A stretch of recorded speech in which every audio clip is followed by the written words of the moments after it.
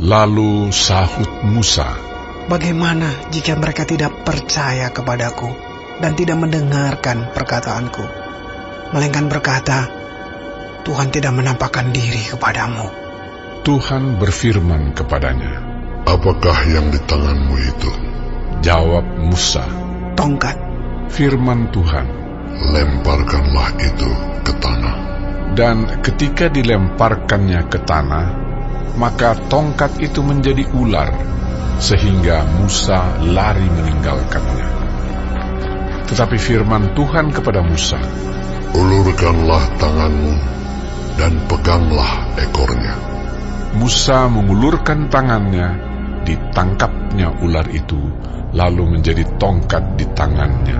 Supaya mereka percaya bahwa Tuhan, Allah nenek moyang mereka, Allah Abraham, Allah Ishak, dan Allah Yakub, telah menampakkan diri kepadamu.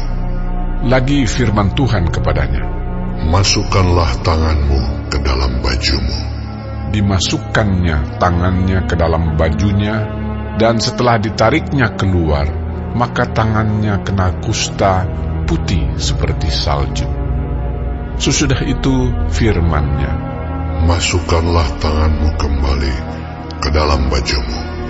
Musa memasukkan tangannya kembali ke dalam bajunya, dan setelah ditariknya keluar, maka tangan itu pulih kembali seperti seluruh badannya. Jika mereka tidak percaya kepadamu dan tidak mengindahkan tanda mujizat yang pertama, maka mereka akan percaya kepada tanda mujizat yang kedua.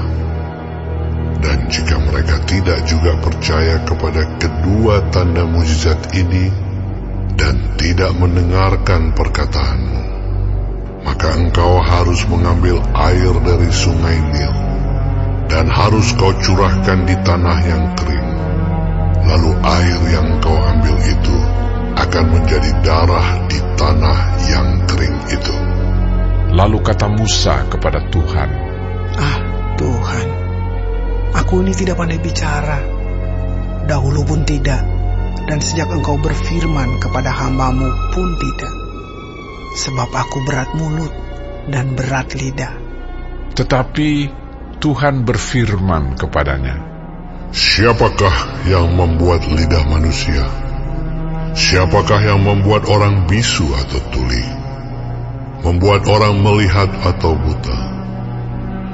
Bukankah aku, yakni Tuhan? Oleh sebab itu, pergilah. Aku akan menyertai lidahmu dan mengajar engkau apa yang harus kau katakan."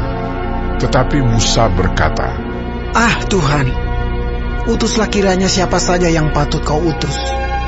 Maka bangkitlah murka Tuhan terhadap Musa, dan ia berfirman, "Bukankah di situ Harun, orang Lewi itu kakakmu? Aku tahu bahwa ia pandai bicara. Lagi pula ia telah berangkat menjumpai engkau. Dan apabila ia melihat engkau, ia akan bersuka cita dalam hatinya. Maka engkau harus berbicara kepadanya dan menaruh perkataan itu ke dalam mulutnya. Aku akan menyertai lidahmu dan lidahnya, dan mengajarkan kepada kamu apa yang harus kamu lakukan. Ia harus berbicara bagimu kepada bangsa itu. Dengan demikian ia akan menjadi penyambung lidahmu, dan engkau akan menjadi seperti Allah baginya. Dan bawalah tongkat ini di tanganmu, yang harus kau pakai untuk membuat tanda-tanda mujizat." Lalu Musa kembali kepada mertuanya Yitro serta berkata kepadanya, "Izinkanlah kiranya aku kembali kepada saudara-saudaraku yang ada di Mesir, untuk melihat apakah mereka masih hidup." Yitro berkata kepada Musa, "Pergilah dengan selamat." Adapun Tuhan sudah berfirman kepada Musa di Midian, "Kembalilah ke Mesir, sebab semua orang yang ingin mencabut nyawamu telah mati." Kemudian Musa mengajak istri dan anak-anaknya lelaki, lalu menaikkan mereka ke atas keledai, dan ia kembali ke tanah Mesir, dan tongkat Allah itu dipegangnya di tangannya.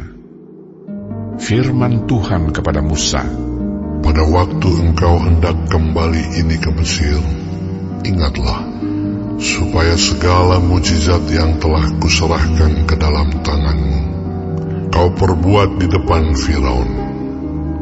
Tetapi aku akan mengeraskan hatinya, sehingga ia tidak membiarkan bangsa itu pergi.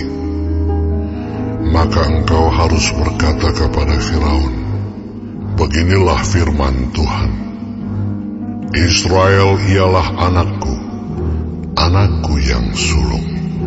Sebab itu aku berfirman kepadamu, biarkanlah anakku itu pergi, supaya ia beribadah kepadaku. Tetapi jika engkau menolak membiarkannya pergi, maka aku akan membunuh anakmu, anakmu yang sulung. tetapi di tengah jalan, di suatu tempat bermalam, Tuhan bertemu dengan Musa dan berikhtiar untuk membunuhnya.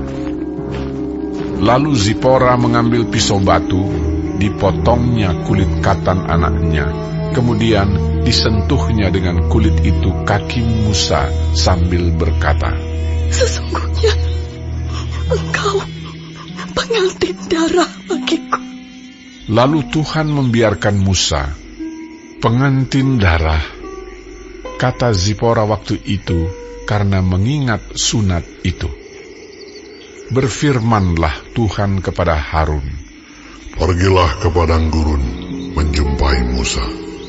Ia pergi dan bertemu dengan dia di gunung Allah, lalu menciumnya. Kemudian Musa memberitahukan kepada Harun segala firman Tuhan yang disuruhkannya kepadanya untuk disampaikan, dan segala tanda mujizat yang diperintahkannya kepadanya untuk dibuat. Lalu pergilah Musa beserta Harun, dan mereka mengumpulkan semua tua-tua Israel. Harun mengucapkan segala firman yang telah diucapkan Tuhan kepada Musa, serta membuat di depan bangsa itu tanda-tanda mujizat itu.